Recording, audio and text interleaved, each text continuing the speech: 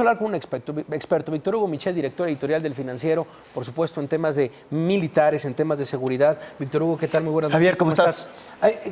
¿Cómo escaló esto tan rápido? O sea, escaló en menos de una semana este tema. Bueno, el anuncio no es para menos. Te están hablando de que te van a enviar tropas a tu frontera. Tropas del ejército más poderoso del mundo, perdón, no nada más de Estados Unidos.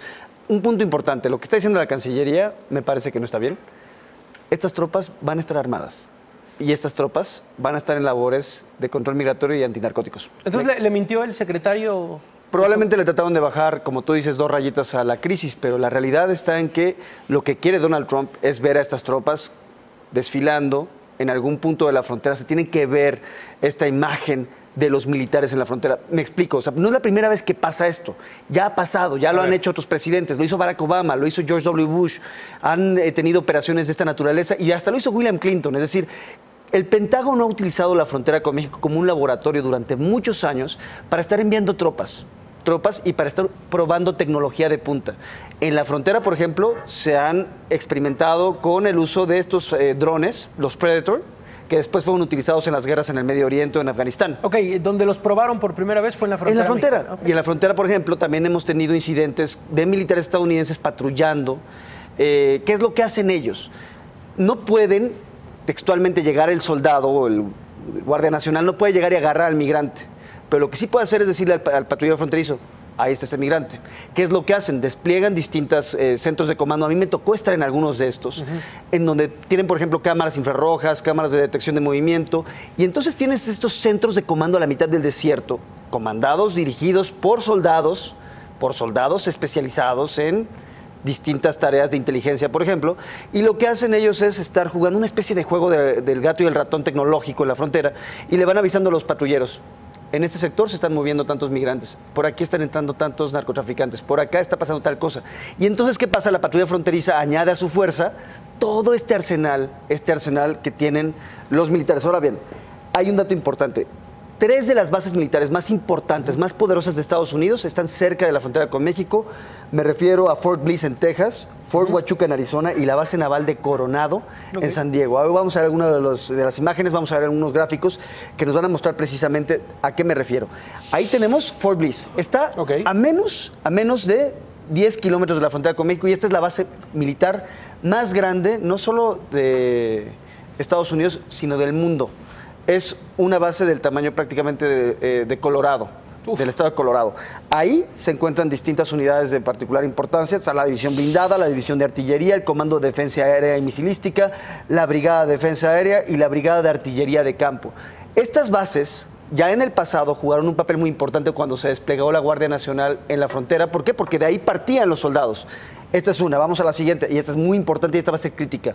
Fort Huachuca, que está a prácticamente nada de México, ahí en Arizona, está en medio de la zona de tránsito de los migrantes. De hecho, en el pasado ha habido, porque ahí tienen ejercicios de artillería, han tenido que detener los ejercicios de artillería porque por ahí cruzan los migrantes. Bien, va a ser una de las bases puntales ahora en este nuevo despliegue de la patrulla de la Guardia Nacional. Ahí está basada la Brigada de Inteligencia Militar y la Brigada de Señales. Y vamos a la última base que también va a ser muy importante. La base naval de Coronado, tú lo puedes ver, se ve Tijuana ahí luego. Sí. Aquí están basados nada más y nada menos que los Navy SEALs, los famosos Navy SEALs. De aquí también van a estar partiendo los militares que van a estar patrullando en algún momento o ayudando a la patrulla fronteriza ahí en esas tareas de intercepción de migrantes. Así que no podemos minimizar el impacto de lo que está anunciando Donald Trump. A través de un comunicado. Un simple comunicado diciendo, ya tuve la oportunidad de hablar con autoridades en Estados Unidos, me dicen que no van a estar armados, me dicen que va a ser una forma de patrullaje.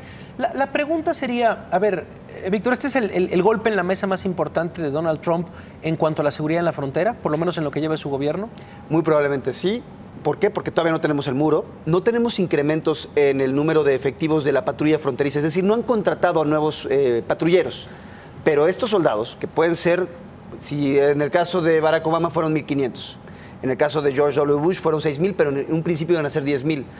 No hay ningún límite de cuántos elementos pueden ser desplegados por parte de la Guardia Nacional. Eso no se ha definido. No se ha definido. Y aquí hay una parte importante, y esta es la parte a la que le tenemos que poner atención.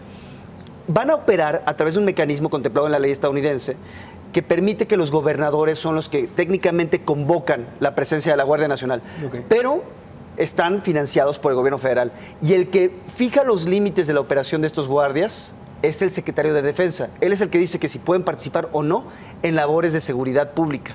Si él lo autoriza, si autoriza el secretario Matis que participen en tareas de seguridad pública, estos guardias nacionales pueden estarse metiendo en temas migratorios.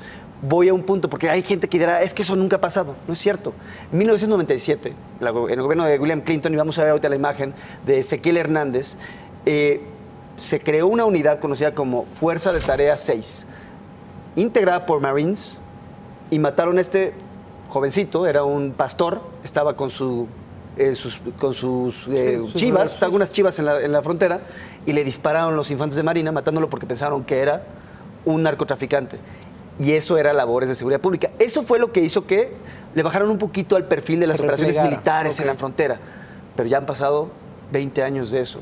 ¿Cuál es la reacción que esperas del gobierno mexicano? ¿Cómo reaccionar ante esta militarización, ante esta presencia de la Guardia Nacional, cuando se escala el discurso de odio, cuando se escala y se pone ya directamente una orden de presencia militar? Te quiero plantear un escenario. ¿Tú recuerdas cuando un patrullero, un elemento de la patrulla fronteriza mató a un jovencito de Ciudad Juárez? Y llegó hasta la Suprema Corte, de hecho. Un escenario terrible. Y la imagen era, de un lado, agentes de la patrulla fronteriza, y del otro lado, agentes de la Policía Federal con sus armas.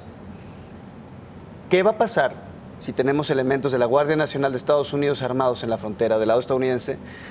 Porque se habla mucho de militarizar la frontera. Nosotros ya la militarizamos. La frontera mexicana ya está militarizada del lado mexicano. Está repleta de militares. ¿Qué va a pasar cuando tengas elementos armados de un lado y del otro? Estás abierto a un posible error. A un error que puede llevar a una cosa grave. Es decir, no es algo menor lo que está pasando aquí y es algo que puede tener consecuencias. Esperemos que no. ¿Qué puede hacer el gobierno mexicano? Me parece que tiene que fijar una protesta formal, porque esto es un acto hostil. Nada más se puede tomar como un acto hostil que te pongan a soldados del otro lado de la frontera. Qué importante detenernos en esto, Víctor Hugo Michel. Por supuesto, te seguimos y te leemos en las páginas también del Financiero y le damos seguimiento a este tema. Gracias, Javier, Víctor Hugo, un gusto por estar esta noche por acá. Ahí está Víctor Hugo Michel, jefe, por supuesto, de información, director de noticias del Financiero Televisión.